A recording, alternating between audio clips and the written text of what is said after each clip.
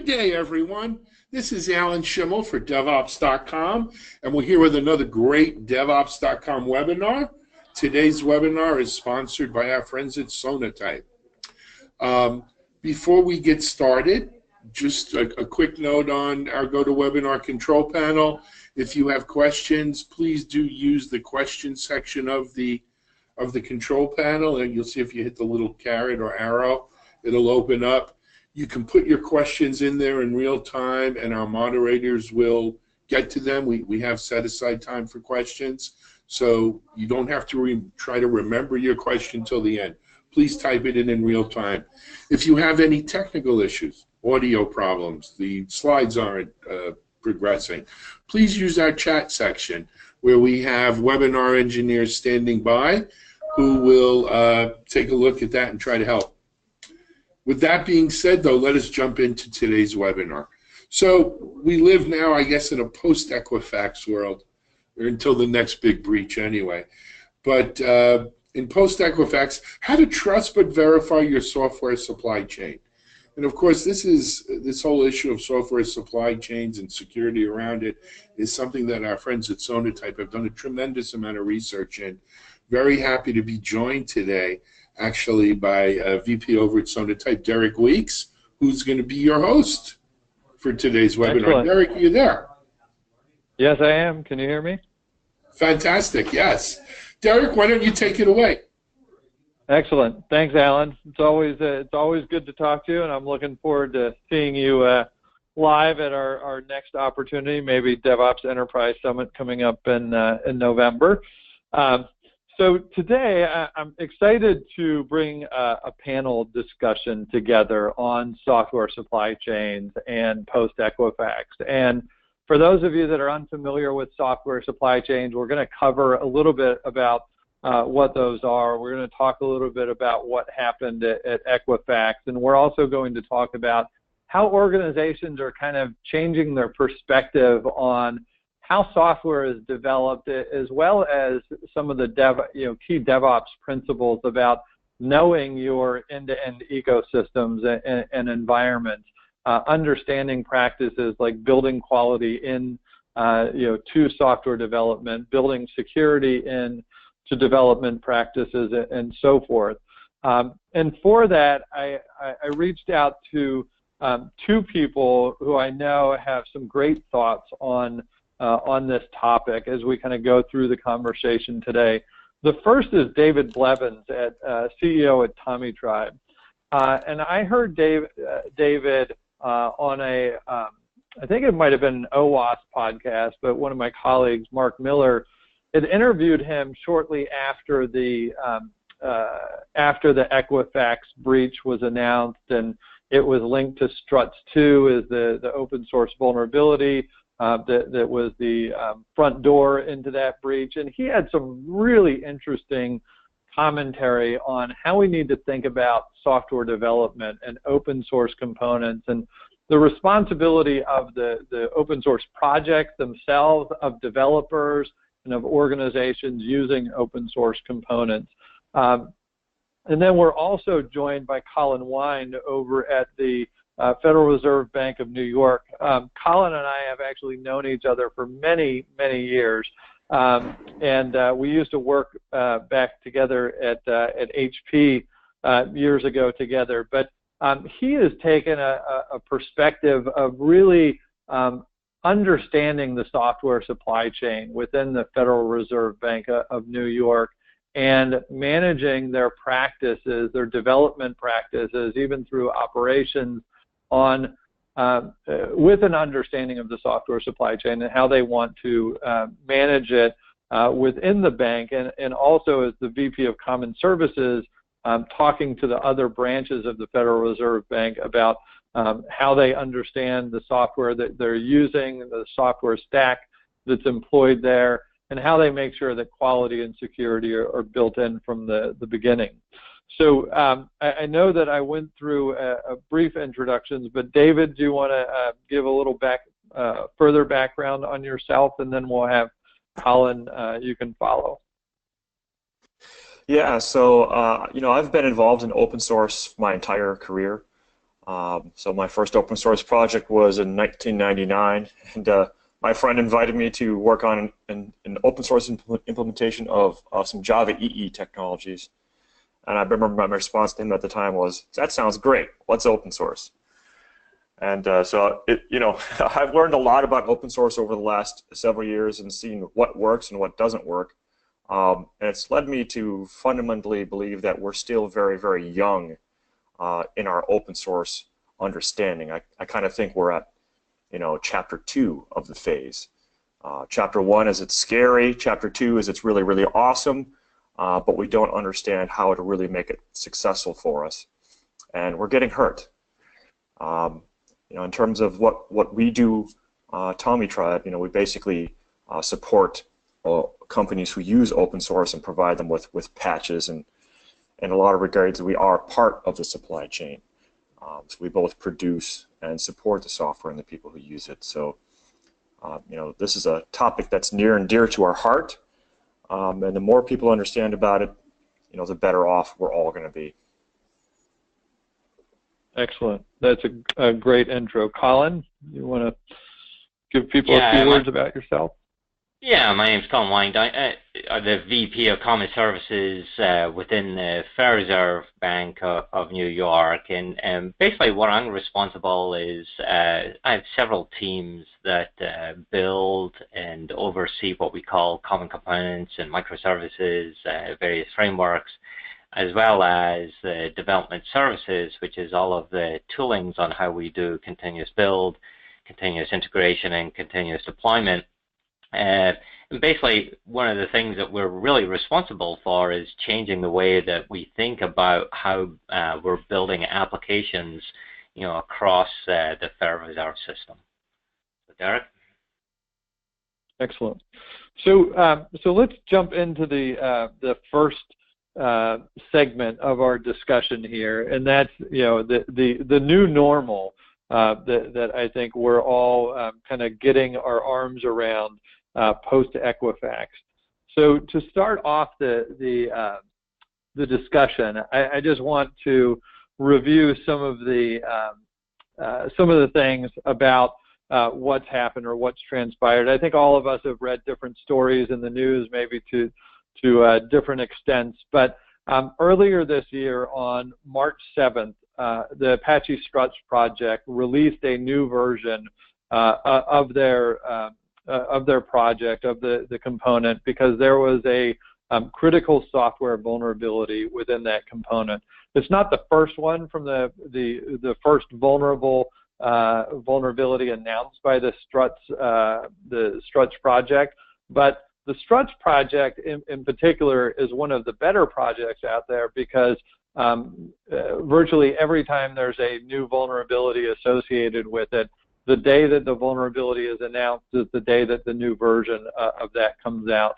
And on March 7th, they did announce that there was a vulnerability with this component. They released a new version, and notifications were posted throughout the market, if you will, or through different organizations, if you will, about this vulnerability. And through various news channels that I've seen, Equifax was alerted, I think, on March 9th through one of the channels that their CEO had referenced in his testimony through Congress this week, and they went to work on making sure that vulnerability was patched within their environment. Although, as we know now, that patchwork was inconsistent or maybe had some gaps in it to update those components. On March 10th, this is when the first time that the hackers had gained access to the systems at Equifax. And for the next couple of months, they used that entry point to probe around the infrastructure before the large-scale exploit happened at Equifax between the May and July timeframes. And on July 29th, they then went into crisis management about how do we, what happened here, how do we control it, how do we get those systems offline, how do we get any systems updated, who do we involve, etc. And crisis management has been a large-scale effort on their part. But the important thing here, that I look at is not the, yes, there was a vulnerability in Apache struts. They had Apache struts within their application infrastructure at Equifax, but the timeline between March 7th and March 10th, if you're using open source components that have known vulnerabilities in them, and you've used those in your development practices for the applications that you're building, those attackers had there was a 3-day window that they took to respond and find a site that had a vulnerability in it that they could begin to exploit. So what was interesting is when I looked at the sorry, getting to my next slide. When I looked at some of the Gartner research out there, Gartner had referenced this report, which I put into the presentation here, on the average time to exploit after a vulnerability had been announced in 2006 was 45 days. And Gartner had reported up to 2015 that average time to exploit was 15 days. And what we saw with Equifax was it was a 3-day response time between the vulnerability being announced and the exploit that happened. So the time to respond before exploit has decreased dramatically over this 11-year period, where we used to have a lot more time to react, and now we have almost no time to react. And because of that, we have to think about how are we building our software and how are we protecting that infrastructure that we have. So David, maybe I'll turn to you and just ask, as you think about the use of open source components within development, our understanding of what components we're using, and our time to respond to how do we get updates into our code with the safer components? How do you approach this as the CEO of TomiTribe, and how do you approach this as a contributor on open source projects yourself? That's a lot of questions, but sorry. That's okay. That's a wide open field. So, the vulnerability process, I'll just start there, at an open source project starts usually offline. So I think you hit on something key, the public announcement of the fix of that, the time between your ability to respond and was basically, and the first attack was 3 days. We have a couple different aspects to this issue. So one is, obviously, we need to get better at being able to continuously deploy our applications. One of the things I mentioned in the previous webinar that is extremely relevant still and here is we very often think of continuous delivery as delivering business functionality quickly so we can respond to market needs. And that's a really fantastic perspective on it. But it's kind of unrealistic because you don't make new business requirements out of thin air and program them and push them into production in 3 days. But you do need to do that when it comes to vulnerabilities, and especially because the gap is increasingly narrow. So we all have to get better at that in terms of our own capabilities of being able to take in and roll out software. But the other aspect of that is you really need to have a relationship with somebody who's close to the software, because they know in advance of the fix being publicly released that a vulnerability is there and is being addressed. And if you had a relationship with the people who developed the software, they could tell you that this is going on. But they can't publicly announce it, because the second you publicly announce that there's a vulnerability and it isn't fixed, that 3 days becomes 15 days in the wrong direction. So yeah. we have a challenge as open source creators that we would like to tell people that there is a vulnerability and we're working on it, but obviously that puts everybody at risk and there is no solution. So we have to keep our mouths shut, and we have to get our heads down and work on it as quickly as we can, and get a patch out, and then go through the process of getting things released. At Apache specifically, that takes about 3 days, but in practice, it's a week to 2 weeks. So there is the opportunity for more lead time than 3 days, but only if you're connected to people who are developing the software. And it's a key thing that people really need to understand, because it can add to your lead time significantly. If you're just going to sit there and consume open source software as a bystander, then you are your lead time is going to shrink. You're going to get the same heads up that the hackers get, and then you have to always be working much faster than they are, and they're very motivated. Yeah, extremely motivated. Those are great. It's a great point about how to think about. You need to have a relationship or some communication structure or some intelligence about what available to you about what's the quality of the components, in quality, including security in this particular discussion. Colin, so at the Federal Reserve Bank, like every other development organization or organization that has development teams on the planet, you're not developing all of your software from scratch there, and you're relying on outside sources of open source components or otherwise within your development practices. How do you think about this kind of situation of the time to respond before exploits, and how do you guys begin to manage that or get a handle on it? Yeah, there's probably two big points. One is, how do we actually approach, if we get a patch, how do we roll that forward into production, right? And we have lots of different types of applications. Some applications that we update quite frequently, and other applications where there's just really not the changing business requirements, and we don't do very frequent releases at all. But this is where we get into more of a, into a defensive posture. We can call it defensive DevOps if you want, where there's going to be these vulnerabilities. There's going to be more of them coming down the pipeline. How do we actually redeploy an application that's got, say, some updated library but no change to the business function?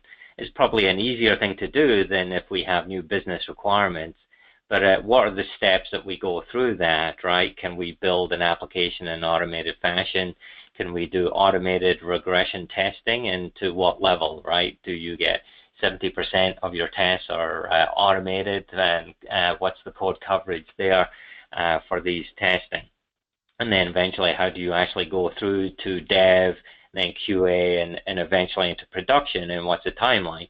And probably what's got everyone somewhat concerned, if you go to the previous slide, right, that's the scary thing, is people always thought they would have time with these vulnerabilities. It seems like the hackers are very much fine-tuned looking for vulnerabilities, and that they can turn around and exploit them pretty much within 3 days. People now need to re-look at how are we going to build and deploy our applications in a timely fashion. So that's probably one big focus. The other focus is going to be, making sure that we're using libraries that have some level of responsiveness. In this case, Apache fixed it within 3 days. I'm sure, Derek, you can talk about some of the stats, whereas probably the mean time to fix on average for some of the open source libraries is a lot longer. So this is now what we have to start to look at is, hey, are we using the right libraries? Are we using the libraries where there's actually these companies that are supporting these libraries, or people supporting these libraries that are going to be very responsive, so that when a vulnerability is found, there is actually going to be a patch produced quickly. So to me, it's no different than, I'll pick on Ford, right? With the Ford supply chain, if they have a vendor that's not being very responsive to fixing issues, they'll quite happily drop that vendor. We have to start to look at, okay, are we picking the right vendors? Yeah, there might be some really cool library, but if they're not being responsive to vulnerabilities, should we look elsewhere and leverage maybe another library that might not have as nice features, but it's going to be safer over the long run, because no one wants to be the next Equifax. Mm-hmm. Yeah, I think I want to play back to a point that David had made earlier about, you have a business requirement that you planned for your product, and you want to roll that out into the development process, into testing, into production, and so forth. And no one really thinks about, taking a business requirement and moving it into production, within 3 days from beginning to end. But when it comes to things like this, that response time of something has changed, I have intelligence about, the situation has changed, whether that's a notification from the Apache Struts project or other open source projects or tooling that you might have that reveals things have changed. But you need to have the tools and practices and processes, and in many cases the automation in place to be able to take something from, here's a requirement that we have right now, there's a vulnerability in this infrastructure, to I have the fix in production, in under 3 days before I'm exploited. If that's now the new normal or the new average, then we need to think about, not only are we prepared to move, business requirements into the, and functional requirements into production faster, but in cases of crises like this particular one related to Struts, can we move anything into production within 3 days before we lend ourselves to crisis situations? So transitioning to the next topic, software supply chain. So this is a concept that really originated at Sonatype, that we started talking about software supply chains probably 4 or 5 years ago, and telling people you need to be aware of your software supply chains and what is feeding your development and operations practices. But it's as with anything, when it originates, no one's talking about it. And now, if you do Google searches on software supply chains, you'll see that Wired even had an article on it last week, among a number of other organizations.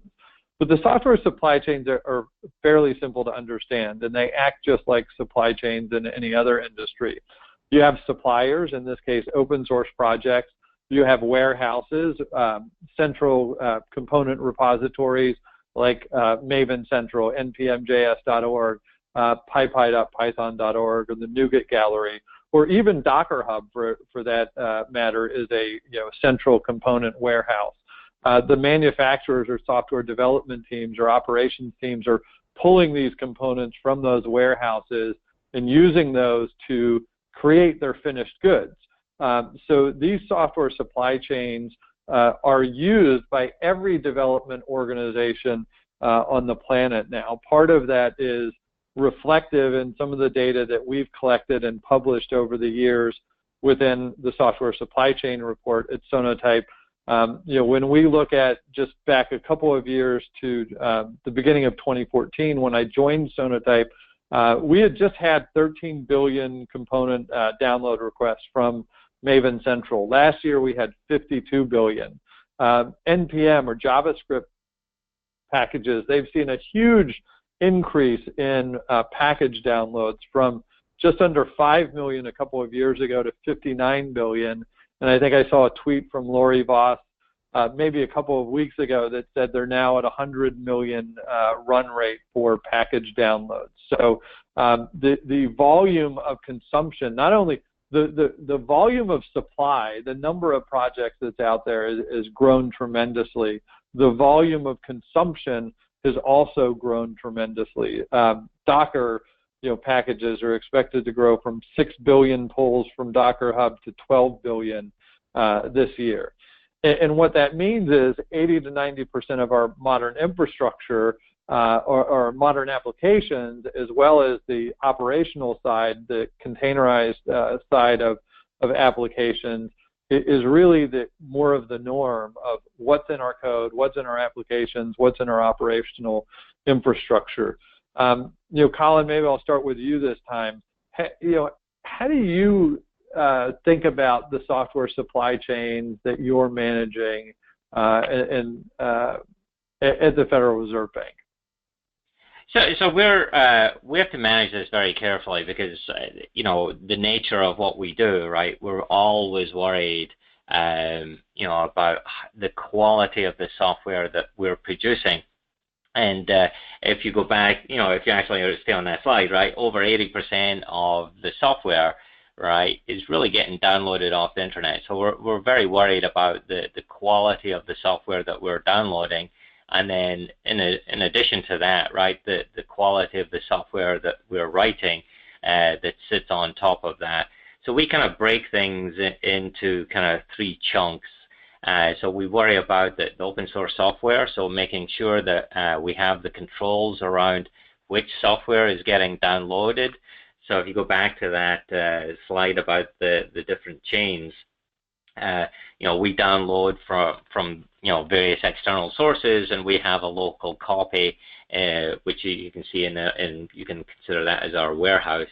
So we have a local warehouse that we can ensure that people pull from, and we only want people to pull from the local warehouse, so we get much more control on what people are actually downloading and put in processes that sit on top of that.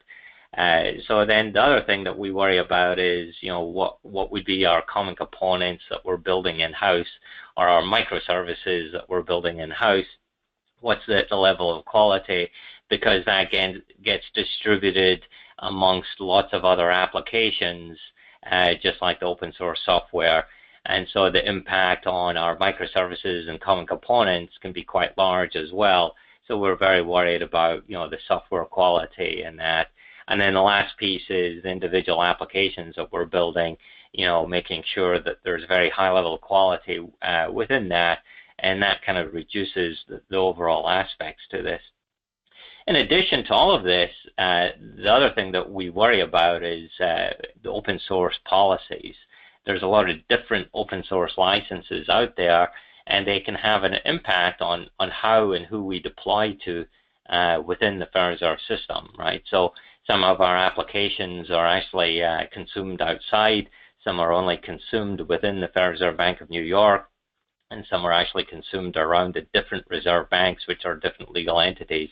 So we actually are very careful about the open source licenses, the open source software and their associated licenses that we use, and we actually don't want to use certain types of licenses, so we'll actually block people from using the software based upon the license.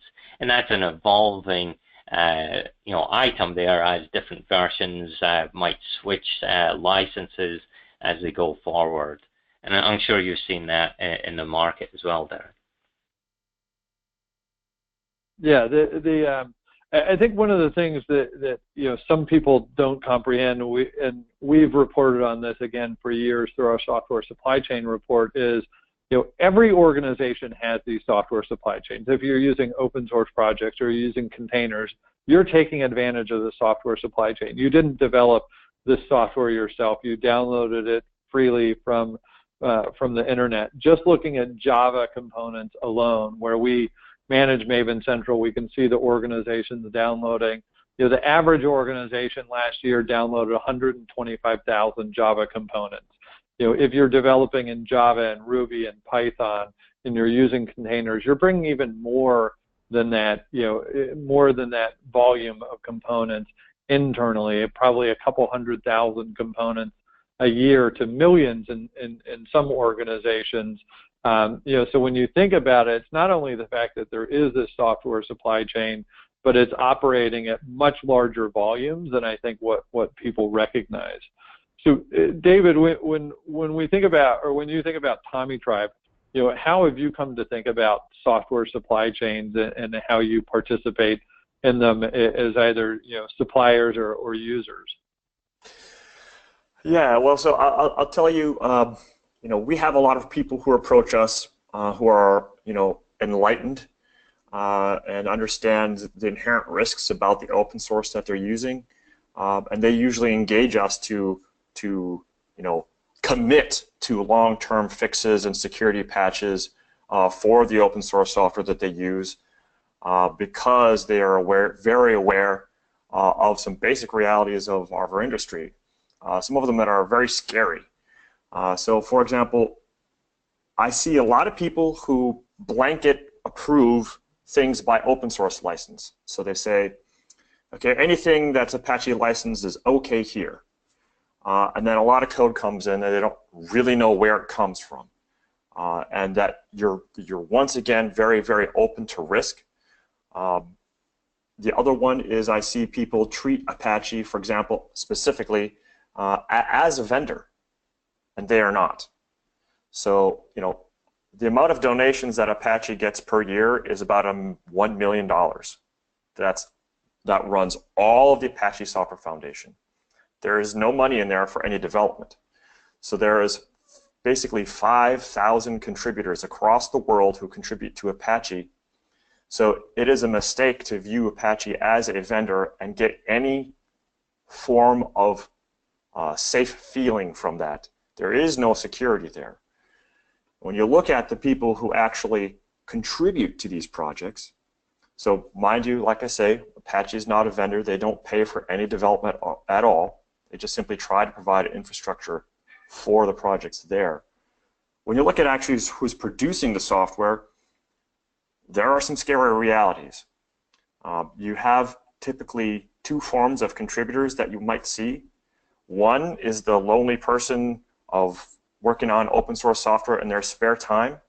And yes, they may be producing patches for you on a regular basis, and you may gain a sense of security, but there is no guarantee that they will be there next month or the month after that or even next year. Software projects typically do not make announcements on when the software goes end of life. There are very few projects that do. Tomcat is one of them. So for example, all the people on Tomcat have agreed Tomcat 8.0 is going end of life next June. So everybody has 1 year to take a look at it, and after September, there's going to be no security fixes for it at all. And so there's all these gaps. There's the biggest misunderstanding about where open source comes from is a lot of open source comes from large corporate contributors. And so you will see a very real and a very, even pace of contributions. But large corporate contributors make the same cost-benefit analysis that we do as open source consumers. They decide, do I like carrying so much weight in this project? Can I go over to another place and team up with somebody else and maybe lower my costs? And when they do that, they drop the project abruptly and quickly and sharply. So a great example of that is in Apache. There is a project called OpenJPA. Major contributor to that was IBM. They decided to go work with Oracle on Eclipse Link instead, and OpenJPA went flat immediately. Apache Geronimo was very strong for about 5 years and then completely dead. So companies who are basing their safety on what they currently see as responsiveness in the project, they don't have a paid relationship with the people who produce that software. They don't have any stability on that software at all. They're simply observing what I'm getting now, but that status can change abruptly and quickly without notice. So you absolutely have to learn who is writing the software. It is not Apache. Apache does not write the software. If you use software from the Eclipse Foundation does not write the software. You have to learn who's actually writing this stuff, why they're doing it, and like I said, you need to get a relationship with them. That is a major gap that we stop at a brand, and usually the brand is the open source foundation, and we feel the sense of safety, but it is not the reality. And in the case of the Equifax stuff, it's go ahead. Yeah, I was Go ahead, finish your point on Equifax, and then I'll. Well, I was going to say, take in the case of the Equifax thing, you know, that there's not. That's one of those projects where the fixed time wasn't 3 days; it was much longer. It happened all offline, and you know, the person who put out the very professional-looking, statements on Apache's behalf, is an independent contributor to struts. And during the vulnerability, just after the vulnerability, he went on vacation, because he had to, and he's just had a child, right? So this is who everybody is who's using struts. They're relying on him, and he's a great guy, but that's not the reliability that we're imagining that we have. We imagine this big entity as a powerhouse of open source contribution, but it isn't.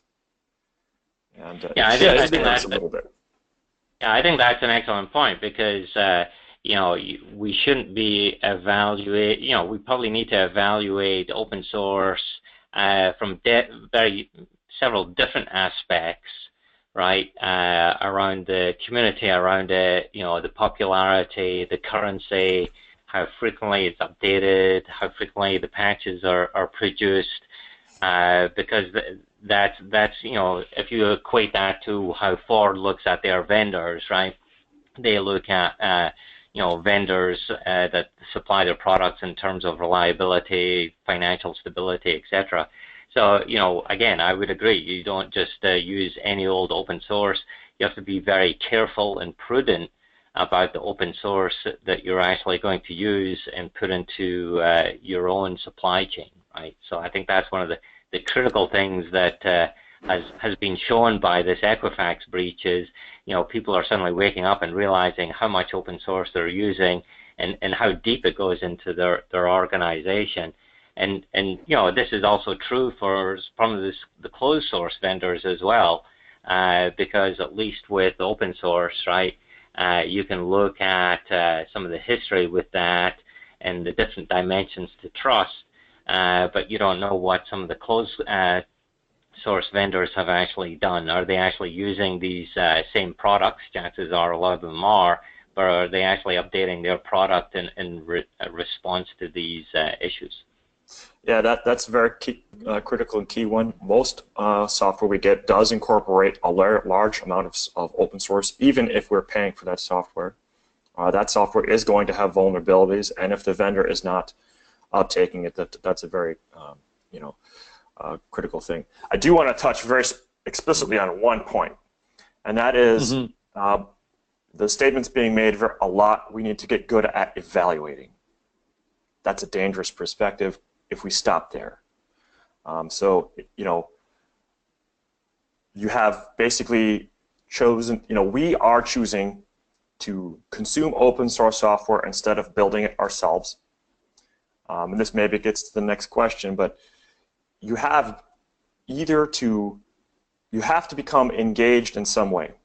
So you're either going to become engaged in the open source project and contribute your time, or you're going to find someone who you can contribute your dollars to. But if you aren't feeding the ecosystem you're standing your company on, you are playing a much riskier game of simply, evaluating the free food you get for safety. So open source is an opportunity for cost savings. But if that comes to the complete, if we as organizations are not participating in that ecosystem in terms of either like if open source percent is 80% of the software that we consume, but 10% of our budget or time, that's a problem. And so we need to be able to figure out how to contribute to those projects such that we are there also protecting our own investment because effectively we own that code. You can either protect it internally or you can go to the project and protect it there, or you need to take a traditional vendor perspective and pay someone to protect it for you. But yeah, go ahead. I think it's a point. The point that we're trying to make is certainly not anti-open source, and that you're not supposed to use this stuff. But I think all of us are kind of making the point of, look, we're all using it, and in fact, we're using it in giant volumes, and right. That's not going to stop. In fact, we're only going to use more of this because it makes everyone more efficient in terms of what they're doing, and development practices, time to market requirements, developer efficiency, what have you. But I think that what we're saying is, while we're consuming, we can't consume blindly, because when you consume blindly, whether that's on a known security vulnerability in Apache Struts or the thousands of other open source vulnerabilities that are out there amongst the code, or within the projects, or even the license risk, as Colin had mentioned before, blind consumption is not the way to go. I think everyone's had a chance to look at my slide here, in terms of data I pulled from the software supply chain report about, there are projects out there that have known vulnerabilities. There are projects like we've discussed, like the Apache Struts project, where if there's a known vulnerability, they've actually provided a fix. That's only the case within the Java ecosystem. That's one of the better ecosystems. 16% of the time, if there's a vulnerability, it's actually fixed in a subsequent release of that project. And in those cases, when it is fixed, the mean time to repair is 233 days. So Apache Struts is not the norm by any means. The fact that they have a vulnerability and release the fix the day that the vulnerability is publicly announced, even if there's work behind the scenes, there's the average here for the open source projects that do have vulnerabilities is not terrific.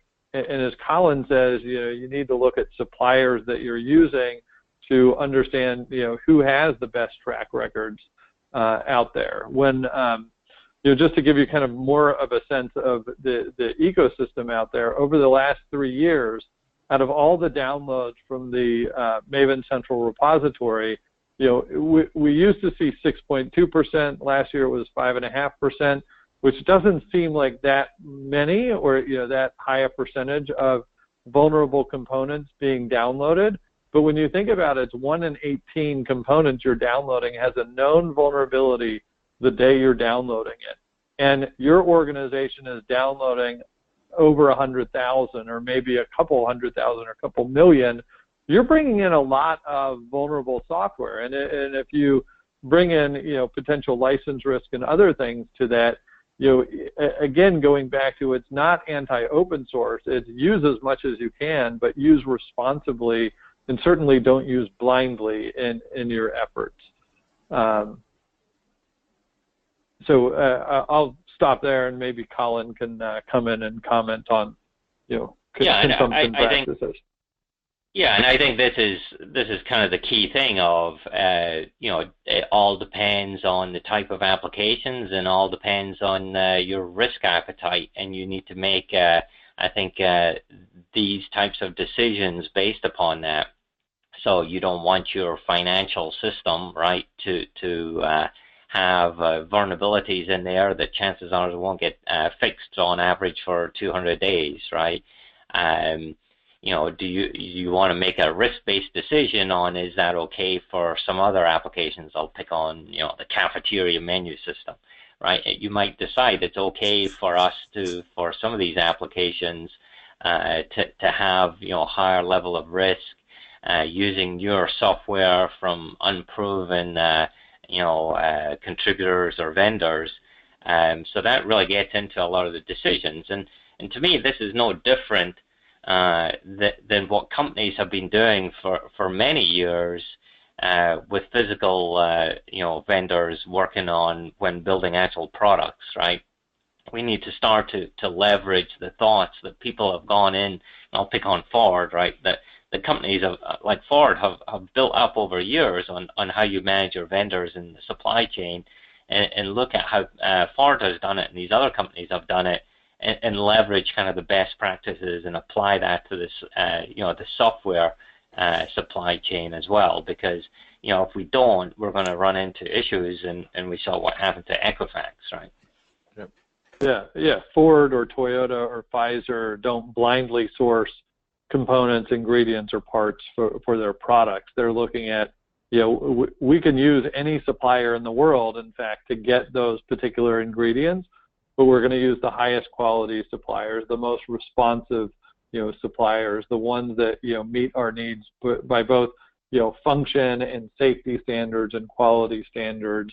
And there, in this particular chart that I stole from the Gartner report, everyone on this call is going to get a copy of the Trusted Software Supply Chains report that Gartner wrote earlier this year. But it talks about, you have this software supply chain, and it's using either trusted or untrusted or partially trusted components. But there's a burden to verify based on the level of trust, right? If I built it myself, it's my own proprietary component, fully trusted, right? Or if it comes from, the Apache Struts project, maybe partially trusted because I didn't write that code myself, as David was saying. But there is a burden to verify the quality, security, licenses, and so forth. David, what do you think about this image in terms of the kind of trusted to untrusted spectrum here? I guess I could give a really clear statement on using it to try and communicate what I've been trying to say. So those who are kind of whitelisting open source by license and looking no further than that, they have an untrusted relationship with that open source. That is not enough to say whether or not that open source is safe or not. And by the way, like the Apache Software Foundation license and most licenses for open source have no vulnerability, no liability, right? So, if we were to walk into a procurement office and say, hey, let's use this code, we get no ability to sue anybody if it goes badly. Let's use it right now. We don't actually know who made it. They would say, hey, cool. Where'd you find it? I don't know, but it's under this license. Let's grab it. So anybody who has blanketed stuff just by license and they don't know where it comes from, even the software foundation that makes it, they have an untrusted relationship. If you are at least aware that, say, this is coming from the Apache Software Foundation, you have a partially trusted relationship, but it's very much on thin ice. You need to understand who's making this stuff and why. So those who are just looking at, the software foundation it comes from, need to understand that there's nobody getting paid by the software foundation. It's a brand and doesn't have any SLAs or anything associated with it. So where they may be measuring how often it comes, the security fixes come, it is still only a partially trusted source. Now, if you go one step further and you go, who on the project is writing the majority of the source, and you contact them and you develop a relationship with them, you now have a trusted source. And it is that easy. So for example, a lot of people who are using one of the pieces of software that we contribute to, Apache Tomi, they'll look at the project and they see that 90% of the commits come from us. And so they come to us in the developer relationship, and we give them the fixes right there in the open source, but we give them to them in advance, and we give them to them far in advance of the CVE being announced. So I think it's one critical thing to note, that the relationship between the struts fix and the CVE coming out 3 days later, there's coordination going on behind the scenes with Mitri and the people who release the CVEs to the world. These CVEs are filed sometimes weeks or months in advance of it being announced. The Apache Software Foundation and Mitri, we will hold publicizing the CVE until there is a fix. So it looks like Struts has a super responsive 3-day turnaround. It wasn't the case. We actually coordinated behind the scenes, and then when a fix was available, we coordinate both the release of the software and the public announcement of the CVE. So until that thing is fixed, it doesn't happen. But again, now you need to know who's doing the fixing. And if you have a relationship with that person, you have a trusted relationship. If you don't have a relationship with that person or that entity, you have a partially trusted relationship. So those of us who want to get to the trusted side need to find out who's actually writing the software and develop a relationship. Yeah, and I think part of this also plays to, you know, I think there's a reality of the situation that you know, I'm certainly aware of, and I think more people are aware of if they've looked at their software supply chains, understanding how much is flowing through them, how many different components or containers that they're using are flowing through them. You know, the average organization's using 3,000 to 5,000 suppliers within their organizations for different projects, you know, that they're relying on. And you know, part of the title on this slide is how can technology and process help, right? So there's part that's, you know, having the relationship certainly with some of your key projects, you know, is going to be advantageous, as David has been saying. But there's also technology that can help you, you know, assess and validate, you know, the components that you have and what their licenses are, and if there are any security vulnerabilities, and if there are any, you know, known better versions out there of what you're choosing, and making those available to developers, you know, early and everywhere across the life cycle. That there are, you know, it's not just human relationships per se, but there are technologies and processes out there in the DevSecOps community and DevOps community that can actually help organizations understand these varied levels of trust. So the final topic, yeah, go ahead, Colin. Yeah, I think that's a great point, because if you look at, you know, what we've been talking about with open source, we actually do naturally with a lot of you know, purchase products. You know, so if you look at everything is kind of risk-based, you know, we are talking about open source licenses. Really, that's just a form of legal risk, right? Mm-hmm. There's the risk in security, and there's certainly, you know, the ways to do that is there's a lot of products out there that help you with that, the supportability and the stability, and this is no different than we do today with purchase products, right? To have as part of that, as you know, if you think you go through an RFP, we just need to start to think through the same types of risks within our open source as well. I couldn't agree more. I mean, we have a very strong procurement process that a lot of corporations go through if that software costs $1, and therefore it goes through a set of very critical eyes that protect the business from the risks associated with that software, and the vendor who's behind that software is torn apart, you know, and that's good. But when open source software walks into an organization, a lot of times it's brought in by just, you know, our developers who do not understand business risk. And so, yeah, and I think that the critical aspect to that is, you know, the volume of open source has gotten so huge with the number of libraries being downloaded. You know, how do you help the developers make the right decisions? And I think we have to throw technology. No longer can it be a manual processes. You know, you're going to have the technology that enables people to making the right risk-based decisions on this. Yeah, I think I couldn't agree more. You know, we also use. I'm just going to plug, you know, the Sonotypes scanning. We use that critically to rely on, you know, to deliver fixes to our people. But I would say, you know, procurement needs to be involved in the process that developers are in getting, you know, open source into the organization. And our procurement processes have to evolve because, as you mentioned, the software that we purchase is also using a whole bunch of open source software.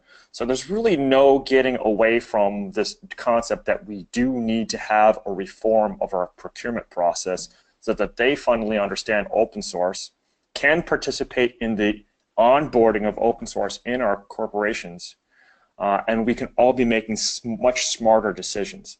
because I believe the world and how we consume software has changed, but I haven't seen a lot of procurement processes change.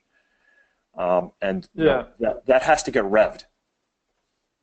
Yeah, I think it's a good point. And, procurement is something that's often talked about in terms of open source components, or at least, broadly. But when you think of it as a software supply chain, procurement is, well, who's able to download components and where are they able to download components from? As Colin had mentioned earlier, developers at the Federal Reserve Bank have to go to a local warehouse or a local repository manager to get their components, because that's the approved source that you can procure from internally, right?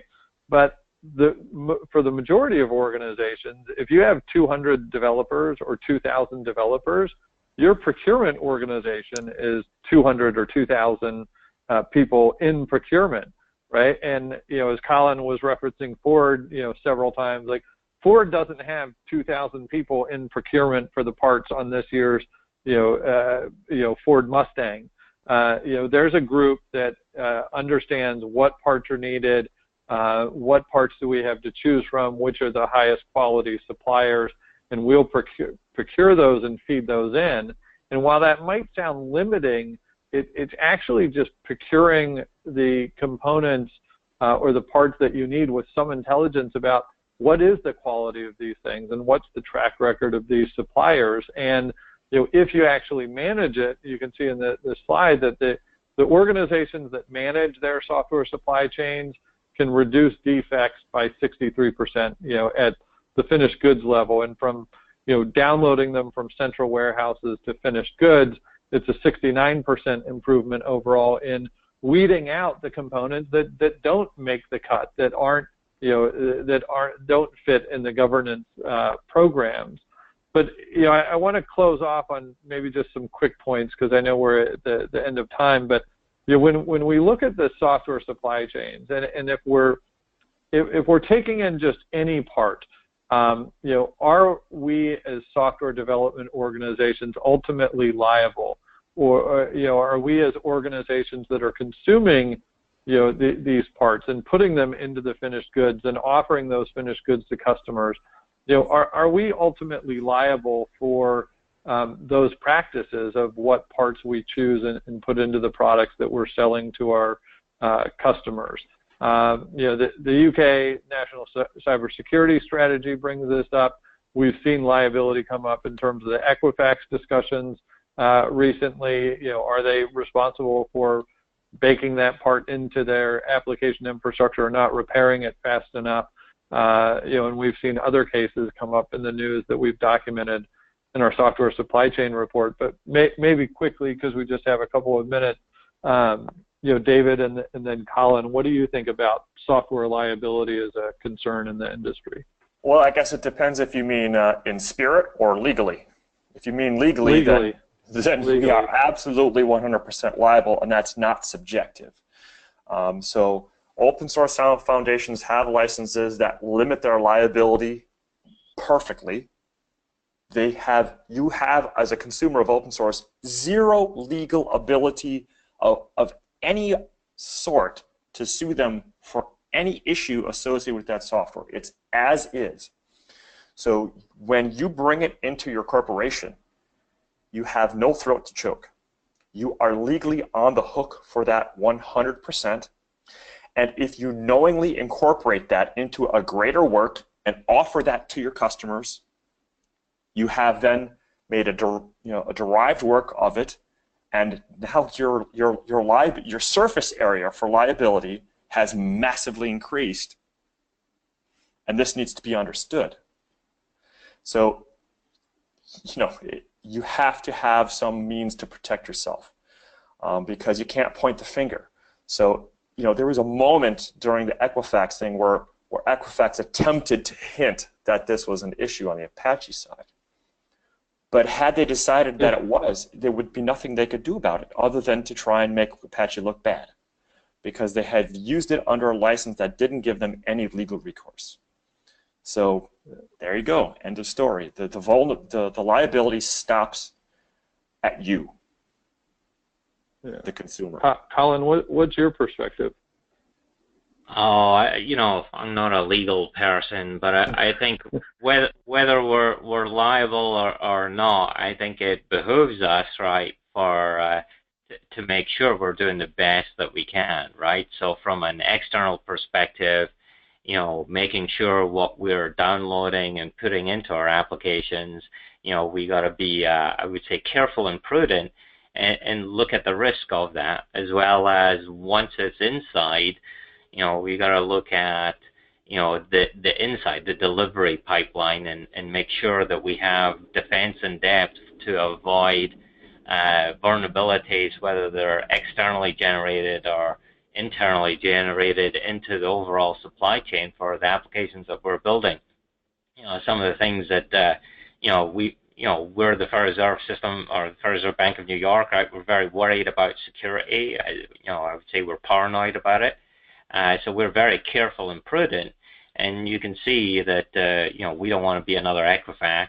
And, I think people need to start to look at the supply chain, because if we don't, there's going to be more and more of these as more and more vulnerabilities are exploited by hackers.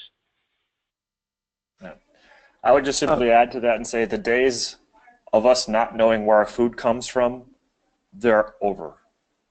We have to know where our food comes from. We have to know how to measure and protect our food. That's where you guys come in. You guys have amazing tools to allow people to grade the food, and that's a massive part of the problem. But we can't just simply consume this stuff without any awareness of it, where it comes from, or how safe it is. Yeah. Colin and David, I can't thank you guys enough. I knew it was going to be a great conversation getting you guys, on the webinar today to really walk through this and I think open people's eyes and give people, a lot to think about. And thanks to DevOps.com for hosting this great discussion today. Just for everyone listening, the recording of this webinar will be on DevOps.com later. Hopefully you enjoyed it as much as we did. I think it's really critical that we share this information with our colleagues around the organization, so I encourage you to take the link from DevOps.com, share it with your colleagues, open the discussions about what do we know about our software supply chains.